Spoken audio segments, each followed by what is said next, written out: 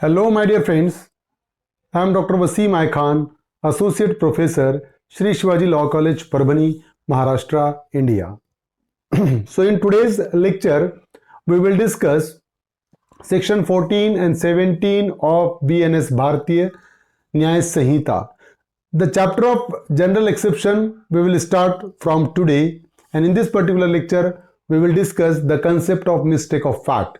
तो आज के लेक्चर में हम बीएनएस का दो सेक्शन कवर करने वाले हैं, सेक्शन 14 और 17, जो जनरल एक्सेप्शन चैप्टर में आता है और जिसमें मिस्टेक ऑफ फैक्ट का कहा गया है। तो आगे बढ़ने से पहले अगर अभी तक आपने मेरे चैनल को सब्सक्राइब नहीं किया है तो सब्सक्राइब करिएगा और इस लेक्चर को ज्यादा से ज्यादा स्टूडेंट तक शेयर करिएगा। तो चलिए स्टार्ट करते हैं हम जनरल एक्सेप्शन सेक्शन 14 एंड 17। जैसा हमको पता है कि जनरल एक्सेप्शन वो चैप्टर है कि जिसमें अगर कोई पर्सन ऑफेंस करता भी है तो वो exempted है from liability due to existence of a certain circumstances. So general exception is there in which the person will not be liable for any offense. So section 14 deals with act done by a person bound or by mistake of fact believing himself bound by law. Section 14 देखिए section 14 speaks about nothing is an offense which is done by a person who is or who by reason of a mistake of fact and not by reason of a mistake of law in good faith believes himself to be bound by law to do it. So whenever there is no offense, if any person acting under a good faith and by the order of any superior person, if he feels that he is bound to obey the order of their superior, and in consequences of that, if he has committed any offense, he will not be liable for that offense. तो section 14 ये कहता है कि कोई person mistake of fact में के चलते अगर अपने सुपीरियर का ऑर्डर मानते हुए कोई एक्ट करता है या कोई ऑफेंस करता है तो उसकी कोई लायबिलिटी नहीं होगी, क्योंकि उसको यह लगता है कि उसके सुपीरियर का ऑर्डर मानना उस पर बाइंडिंग है, उस पर बंधन कारक है। तो वो सिर्फ उसको ये लग रहा है कि मेरे सुपीरियर ने मुझे ऑर्डर दिया और ये ऑर्डर मानना मुझे बंधन कारक है, और वो ऑर्डर मानकर अगर वो कोई ऑफेंस करता है तो जनरल एक्सेप्शन में आएगा। Mistake of fact is exempted, mistake of law is not exempted. तो अगर गुड फेथ में अगर पर्सन को लगता है कि मेरा जो सीनियर कह रहा है मुझे वो मानना पड़ेगा, आई एम बाउंड, मेरे पे वो बंधन कारक है उसका ऑर्डर मानना, और वो ये गुड फेथ में अगर कोई एक्ट करता है तो उसकी कोई लायबिलिटी नहीं होगी। जैसा कि ये एग्जांपल में देखिए, ये सोल्जर है, a soldier fires on a mob, soldier ने मॉब पर फायर किया, क्यों? By the order of his superior officer in conformity with the command of the law. तो ये एग्जांपल में क्या हुआ कि उसके सुपीरियर ने उसको ऑर्डर किया सोल्जर को कि फायर करो मॉब पर, और उसके ऑर्डर को ओबे करते हुए सोल्जर ने मॉब पर फायर किया, क्योंकि सोल्जर को यह लगा कि जो मेरा सुपीरियर कहेगा उसका ऑर्डर फॉलो करना मेरी जिम्मेदारी है। तो मिस्टेक ऑफ फैक्ट है ये। गुड फेथ में उसको यह लगा कि मेरे सुपीरियर ने कहा तो मुझे मानना पड़ेगा, और उसने शूट किया। Then A has committed no offence, तो ए ने कोई ऑफेंस नहीं किया, he will be exempted from liability, क्योंकि उसने गुड फेथ में एक्ट किया। It is a mistake of fact, not a mistake of law. So mistake of fact is excused under section 14, not a mistake of law. तो section 14 में mistake of fact को excuse किया गया है, mistake of law को नहीं। देखिए section 14 के ingredients क्या है। The first one is mistake of fact and not by reason of mistake of law. So mistake of fact is excused under section 14, not a mistake of law. अगर law के कोई provision को के चलते अगर कोई एक्ट करता है, mistake of law, ignorance of law is no excuse at all. हम किसी लॉ पता नहीं है ये बेनिफिट नहीं ले सकते कभी भी, लेकिन mistake of fact is excuse under this particular section. Mistake of fact excuse है कि पर्सन ये कह रहा है कि मिस्टेक ऑफ फैक्ट है, उसको ये लग रहा है कि उसके सुपीरियर ने जो ऑर्डर दिया वो उस पर बाइंडिंग है, और ये मिस्टेक ऑफ फैक्ट में गुड फेथ में वो एक्ट करता है, तो उसकी कोई लायबिलिटी नहीं होगी। गुड फेथ देखिए, superior is giving order to his inferior, superior order कर रहा है इंफीरियर को, उसके सबऑर्डिनेट को ऑर्डर कर रहा है, और सबऑर्डिनेट गुड फेथ में ये एक्ट कर रहा है। मतलब उसको यह लग रहा है कि मेरे सुपीरियर ने जो ऑर्डर दिया उसका मानना मुझ पर बाइंडिंग है। ये गुड फेथ में अगर वो एक्ट करता है, so good faith must in existence, the person must act with due care and attention, it also includes the genuine belief of the person. अब यहां पर गुड फेथ में एक्ट होना जरूरी है। अगर कोई सीनियर फॉर एग्जाम्पल, कि अगर उसका सीनियर उसको ऑफेंस करने का कह रहा है, तो डेफिनेटली ऑफेंस करने का कह रहा है तो वो अपना दिमाग लगाएगा और ये वो सोचेगा कि मेरे सीनियर अगर मुझे ऑफेंस करने का कहे तो ये मुझ पर बाइंडिंग नहीं है। लेकिन अगर जो एग्जाम्पल में हमने देखे कि सुपेरियर ये कह रहा है कि सोल्जर को कि फायर करो मॉब पर, तो ये उसको गुड फेथ में ये फील हो रहा है कि ये मुझ पर बंधन कारक है क्योंकि सुपीरियर का ऑर्डर मुझे मानना ही पड़ेगा। तो गुड फेथ रहना जरूरी है। अगर गुड फेथ में एक्ट नहीं होता है तो डेफिनेटली वो लायबल रहेगा ऑफेंस के लिए। The burden of proof lies on the person who wants to take the benefit of good faith.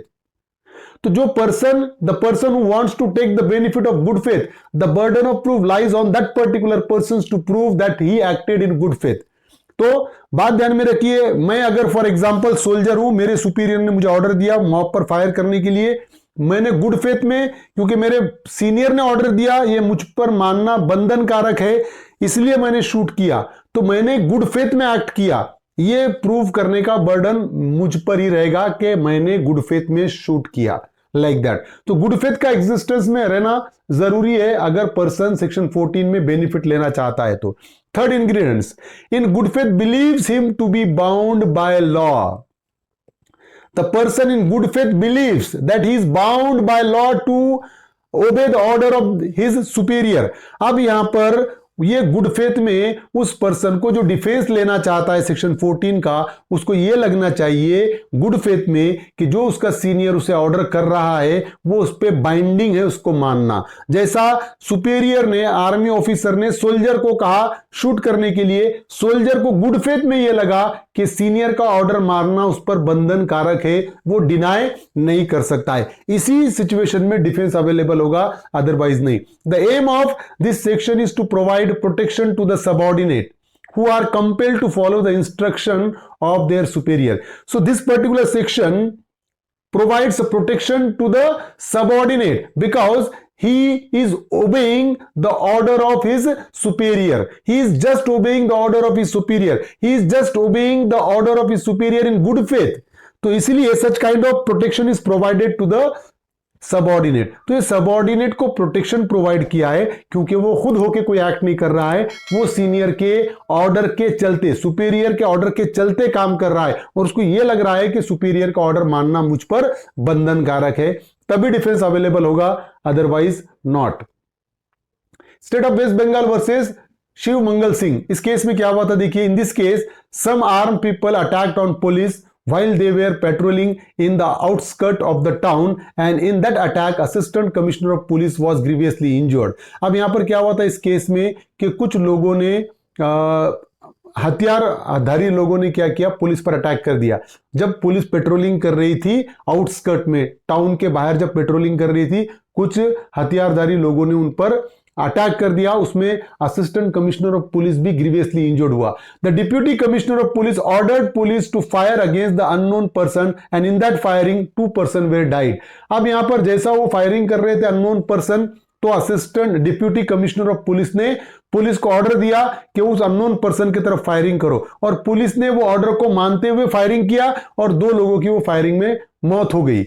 The court held that the police were protected under section 76। ये section 76 of Indian penal code है क्योंकि case ये पुराना है। अब आगे चल के अगर कोई ऐसा केस आता है तो सेक्शन 14 में उनको प्रोटेक्शन मिलेगा क्योंकि यहां पर पुलिस पर अटैक किए और वो पुलिस पर अटैक करने की वजह से डिप्यूटी कमिश्नर ऑफ पुलिस ने पुलिस को ऑर्डर दिया कि शूट किया करो उनको, और उन्होंने शूट किया ऑर्डर को मानते हुए और 2 लोगों की मौत हो गई। तो वो जो पुलिस ने जिन्होंने शूट किया डिप्यूटी कमिश्नर के ऑर्डर पर शूट किया क्योंकि उनको यह लगा कि डिप्यूटी कमिश्नर का ऑर्डर मानना उन पर बंधन कारक है, गुड फेथ में उन्होंने शूट किया। That's why those police officer were not held liable, उनको लायबल नहीं ठहराया गया, उनको section 76 of Indian penal code और अभी अगर होता है तो सेक्शन 14 का उनको प्रोटेक्शन मिलेगा। देखिए, but does not mean that every order of superior is protected under section 14। Only order given in good faith and for the purpose of protecting peace is protected. देखिए, every order of superior is not protected under section 14 कि superior का कोई भी order मानना ही पड़ेगा, ऐसा नहीं है. अगर सुपीरियर कहता है कि यहां से रिश्वत लो, मानने की जरूरत नहीं है, प्रोटेक्टेड नहीं है. अगर सुपीरियर कहता है कि इसको जान से मार दो, प्रोटेक्टेड नहीं है. गुड फेथ में अगर ऑर्डर देता है अगर सुपीरियर, और गुड फेथ में अगर इंफीरियर को लगता है कि यह मानना जरूरी है, तभी प्रोटेक्शन होगा. For the purpose of protecting peace in the society, है ना. तो अगर सोसाइटी में पीस को प्रोटेक्ट करने के लिए अगर ऑर्डर देता है गुड फेथ में, तो ही इंफीरियर उसका डिफेंस ले सकता है, अदरवाइज नॉट. मतलब हर ऑर्डर मानना जरूरी नहीं है. Torturing the innocent person under trial prisoner, lockup, death is not protected under section 14. Innocent person को टॉर्चर करना, अगर कोई सुपीरियर पुलिस ऑफिसर किसी पुलिस ऑफिसर को ऑर्डर देता है कि इसको टॉर्चर करो, बाउंड नहीं है वो. अगर वो टॉर्चर करता है तो लायबल रहेगा. अंडर ट्रायल प्रिजनर को अगर टॉर्चर करने का जेलर कह रहा है तो वो पुलिस ऑफिसर लायबल रहेगा, बाउंड नहीं है वो, गुड फेथ में नहीं हो रहा हो. अगर फॉर एग्जांपल लॉकअप डेथ होती है तो डेफिनेटली प्रोटेक्शन नहीं मिलेगा सेक्शन 14 का. अगर कोई पुलिस ऑफिसर, सीनियर ऑफिसर, अगर दूसरे पुलिस ऑफिसर को लॉकअप में ये कह रहा है कि इसको मारो और इसकी जान ले लो, तो ये पुलिस ऑफिसर गुड फेथ में एक्ट कर रहा है, ऐसा ट्रीट नहीं होगा, क्योंकि he is not bound to obey the such order. वो ऑर्डर ओबे करने के लिए वो बाइंडिंग उस पर नहीं है. तो कुछ प्रोटेक्शन है कि जो पर्सन ऑर्डर ओबे कर रहा है उसको ये लगना चाहिए कि मेरे पे बाइंडिंग है इसका ऑर्डर को फॉलो करना, तभी सेक्शन 14 का प्रोटेक्शन मिलेगा, अदरवाइज नॉट. अब सेक्शन 17 भी मिस्टेक ऑफ फैक्ट को ही डील करता है. देखिए, act done by a person justified or by mistake of fact believing himself justified by law, section 17. देखिए, nothing is an offense which is done by any person who is justified by law or who by reason of a mistake of fact and not by reason of mistake of law in good faith believes himself to be justified by law in doing it. So offense नहीं होगा. कौन सा? The act which is done by any person who is justified by law. ऐसा act कर रहा है जो law ने जस्टिफाई किया है, लॉ ने उसको डिफेंस प्रोवाइड किया है, और who by reason of mistake of fact, या किसी पर्सन को मिस्टेक ऑफ फैक्ट में ऐसा लगता है, and not by reason of mistake of law. Mistake of law नहीं चलेगा, मिस्टेक ऑफ फैक्ट में अगर किसी पर्सन को यह लगता है in good faith believes himself to be justified by law in doing it. तो अगर मुझे लग रहा है गुड फेथ में, मुझे लग रहा है कि मैं जो एक्ट कर रहा हूं वो लॉ में जस्टिफाइड है, लॉ में एक्सक्यूजेबल है, और ये बिलीफ के साथ अगर मैं वो एक्ट करता हूं तो मैं लायबल नहीं रहूंगा. सेक्शन 17 का मुझे प्रोटेक्शन मिलेगा, बट गुड फेथ होना जरूरी है. देखिए, एग्जांपल है, A C Z commit what appears to A to be a murder. A को ऐसा लगा कि A C Z commit what appears to A to be a murder. A को ऐसा लगा कि जेड जो एक्ट कर रहा है वो मर्डर है. समझ रहे हो? ए जो जेड काम कर रहा था, जो एक्ट कर रहा था, ए को ऐसा लगा कि जेड मर्डर कर रहा है. तो क्या हुआ? A in the exercise to the best of his judgement exerted in good faith of the power which the law gives to all person of apprehending murderers in the fact seizes Z in order to bring Z before the proper authorities. तो ए को ऐसा लगा कि Z murder कर रहा है अगले वाले पर्सन का, तो ए ने ए को गुड फेथ में उसने अपने पूरा दिमाग लगाया, लेकिन उसको ये लगा कि जेड मर्डर कर रहा है. तो ए ने क्या किया? ए ने उसको पकड़ा, और पकड़कर जिस तरीके से मर्डर के अगेंस्ट में जो जो राइट अवेलेबल थे वो राइट एक्सरसाइज किया, और उसको सीज करके क्या किया? Order to bring Z before the proper authority. उसको पकड़ा, और पकड़ के उसका एम ये था कि इसको प्रॉपर अथॉरिटी के सामने मैं पेश करूं. अब देखिए, A has committed no offence though it may turn out the Z was acting in self defence. देखिए, अब यहां पर बाद में ये पता चला, सिंपल वे में मैं आपको बताता हूं कि मेरे सामने कोई पर्सन कोई एक्ट कर रहा था, मुझे ऐसा लगा कि वो मर्डर करेगा, तो मैंने क्या किया? उसको पकड़ लिया.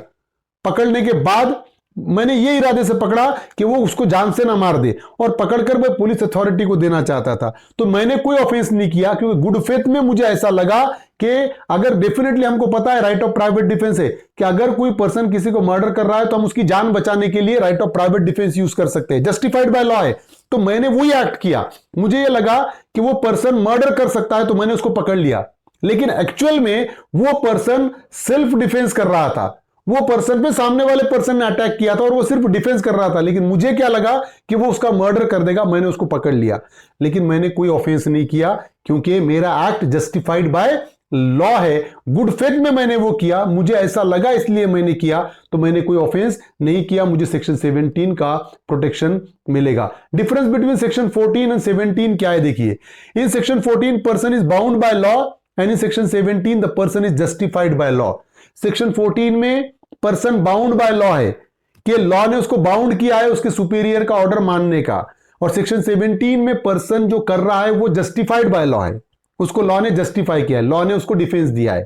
ठीक है, in section 14 person is bound by a legal obligation. Section 14 में person is bound by legal obligation, उसके सीनियर का ऑर्डर मानना, सुपीरियर का ऑर्डर मानना, उस पर लीगल ऑब्लिगेशन है। But in section 17 the person is suppose to have legal justification, लेकिन सेक्शन 17 में पर्सन के पास लीगल जस्टिफिकेशन है, लीगल डिफेंस है उसके पास। तो ये सेक्शन 17 था। देखिए द अक्यूज्ड, यहां सेक्शन 17 का एक एग्जांपल भी है, the accused police constable interrogated a person moving in the early morning with 3 pieces of cloth under his arm on the suspicion that he was carrying stolen property। कि एक accused को police constable ने interrogation किया, पूछताछ किया, क्योंकि वो सुबह सुबह 3 कपड़े उसके बगल में जब ये करके वो क्या कर रहा था, आर्म में दबाकर वो जा रहा था। पुलिस कांस्टेबल को लगा कि he is carrying stolen property, वो चोरी की है, तो उसने इंट्रोगेशन किया उसको। ठीक है, इंट्रोगेशन किया, not getting a satisfactory reply from him and on being refused inspection he arrested him. अब क्या हुआ, उसने पूछताछ किया कपड़े कहां से ला रहे हो तुम, क्योंकि उसको डाउट था कि वो चोरी के है, लेकिन उस पर्सन से पुलिस को कोई सेटिस्फैक्टरी रिप्लाई नहीं मिला और उसने इंस्पेक्शन के लिए भी रिफ्यूज किया, इसलिए पुलिस ने उसको वहां से अरेस्ट कर दिया। The inspector however released him, लेकिन बाद में इंस्पेक्टर ने उसको क्या किया, रिलीज कर दिया। देखिए the high court set aside the conviction on the ground that the accused has acted in good faith under mistake of fact under section 79 of the code के इंडियन पिनल कोड के section 79 में mistake of fact में वो belief में उसने काम किया। उसको लगा क्योंकि पुलिस को पावर दिए वाला जस्टिफाइड ग्राउंड है उसको कि जब कभी भी कोई पर्सन अगर सस्पिशियस दिखे तो पुलिस उससे पूछताछ कर सकती है। पुलिस ने वही पूछताछ की, सेटिस्फैक्टरी आंसर नहीं मिलने के बाद पुलिस ने उसको अरेस्ट किया, इसलिए पुलिस लायबल नहीं होगी किसी भी ऑफेंस के लिए। सेक्शन 17 में प्रोटेक्शन उसको प्रोवाइड किया वाला है, और अब कभी भी कोई एक्ट ऐसा होता है तो सेक्शन 17 में उसको प्रोटेक्शन प्रोवाइड होगा। तो his good faith was apparent when he started questioning the person with a view to know about the truth of the matter, क्योंकि उसका गुड फेथ था, क्योंकि उसने उसको मैटर का ट्रूथ को जानने की कोशिश किया, उससे पूछताछ की भाई कपड़े कहां से ला रहे हो।